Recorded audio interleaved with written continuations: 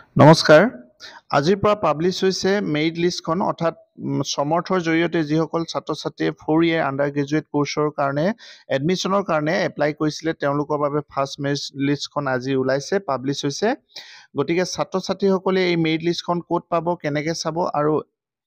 merit লিষ্টত নাম থকা ছাত্ৰ ছাত্ৰীসকলে কেনেকৈ এডমিশ্যন ল'ব এই গোটেই প্ৰক্ৰিয়াটোক লৈ আজি ভিডিঅ'টো আৰম্ভ কৰিছোঁ গতিকে ভিডিঅ'টো বৰ ইম্পৰ্টেণ্ট হ'ব ভালকৈ চাব আৰু কাইণ্ডলি শ্বেয়াৰ কৰি দিব ছাত্ৰ ছাত্ৰীসকলে প্ৰথমে এইদৰে Assam state higher education admission পৰ্টেলটো খুলি ল'ব খুলি লোৱাৰ লগে লগে আপোনালোকে ইয়াতে দেখিব মেৰিট লিষ্ট লিখা আছে এই মেৰিট লিষ্টত ক্লিক কৰি দিয়াৰ লগে লগে আমি এইদৰে মেৰিট লিষ্টখিনি দেখিবলৈ পাম এয়া দেখিছে এই গোটেই মেৰিট লিষ্টখিনি আহি যাব আহি যোৱাৰ লগে লগে কি হয় ইয়াতে নিজৰ নামটো চাবলৈ হ'লে প্ৰথমে ইনষ্টিটিউট নেম অৰ্থাৎ ইয়াতে ইউনিভাৰ্চিটিখনৰ নাম লিখিব লাগিব কি ইউনিভাৰ্চিটি ডিব্ৰুগড় ইউনিভাৰ্চিটি আৰু কোনখন কলেজত এপ্লাই কৰা হৈছিলে কলেজৰ নামটো ইয়াতে চাব পাৰে সাপোজ ইয়াতে আপোনালোকে কলেজখনৰ নামটো টাইপ কৰি দিব মই এইদৰে টাইপ কৰি দিছোঁ সাপোজ মৰাণ মহিলা মহাবিদ্যালয় লৈছোঁ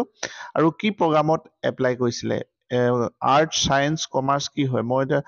BA আৰ্টছটো মই এনে চাইছোঁ এয়া দেখিলে এইদৰে ক্লিক কৰি দিয়াৰ লগে লগে এইদৰে লিষ্টখিনি দেখিবলৈ পোৱা যাব এয়া মৰাণ মহিলা মহাবিদ্যালয়ৰ লিষ্ট দেখিছে আপোনালোকে এইদৰে লিষ্টখন আহি যাব ইয়াতে আছে faculty of education faculty of humanities and ল ইয়াত ইংলিছ আছামিজ মেজৰৰ আছে আৰু ফেকাল্টি অফ ছ'চিয়েল চায়েন্স ইয়াতে কেইবাটাও ডিপাৰ্টমেণ্ট থাকে যেনে sociology political science economics history এইদৰে থাকিব গতিকে ইয়াতে মেৰিট লিষ্টত ক্লিক কৰি দিয়াৰ লগে লগে মেৰিট লিষ্টখিনি আপোনালোকে দেখিবলৈ পাব এইদৰে মেৰিট লিষ্টখন আহি যাব এইখন এডুকেশ্যনৰ মেৰিট লিষ্ট ঠিক আছে ইয়াৰ পাছতে আমি কি কৰিব লাগিব আমি আকৌ পাছত বেক হৈ যাম এডমিশ্যন মেৰিট লিষ্টত নামটো থকাৰ পাছত এতিয়া আপোনালোকে এডমিশ্যন কেনেকৈ ল'ব এডমিশ্যন ল'বলৈ হ'লে প্ৰথমতে ইয়াত লগ ইন কৰি ল'ব লাগিব নিজৰ সমৰ্থত ৰেজিষ্ট্ৰেশ্যন কৰোঁতে যিটো লগ ইন ID আৰু পাছৱৰ্ড দিছিলে সেইদৰে সেই লগ ইন ID আৰু পাছৱৰ্ড দি প্ৰথমতে লগ ইন কৰিব লাগিব ঠিক আছে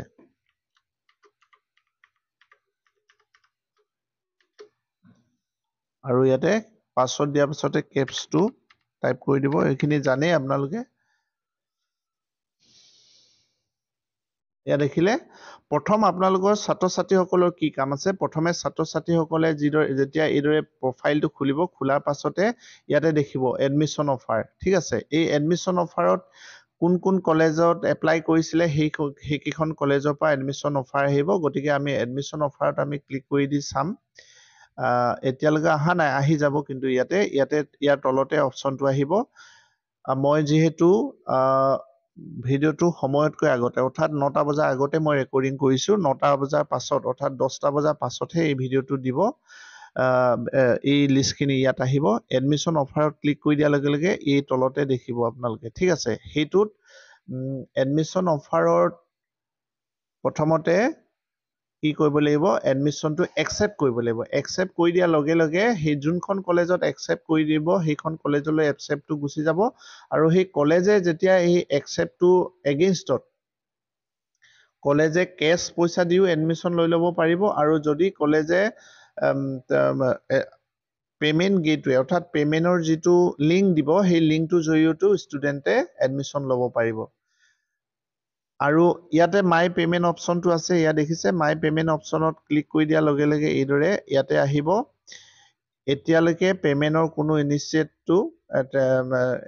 লোৱা নাই গতিকে এইটো বস্তুটো পেমেণ্ট আফটাৰ পেমেণ্টৰ পাছত ইয়াতে বস্তুটো আহিব আৰু 2 নম্বৰ কথাটো হ'ল কলেজবিলাকে যেতিয়ালৈকে একচেপ্টটো এপ্ৰুভ নকৰে তেতিয়ালৈকে পেমেণ্টটো দিব পৰা নাযাব ঠিক আছে এতিয়া আপোনালোকে গম পালে প্ৰথম কথা হ'ল মেৰিট লিষ্টত গৈ আপোনালোকে ছাত্ৰ ছাত্ৰীসকলে নিজৰ নামটো আছেনে নাই কলেজখন সিলেক্ট কৰি চাই ল'ব পাৰিব আৰু 2 নম্বৰতে কি হ'ব এডমিশ্যন অফাৰ এই অপশ্যনটোতে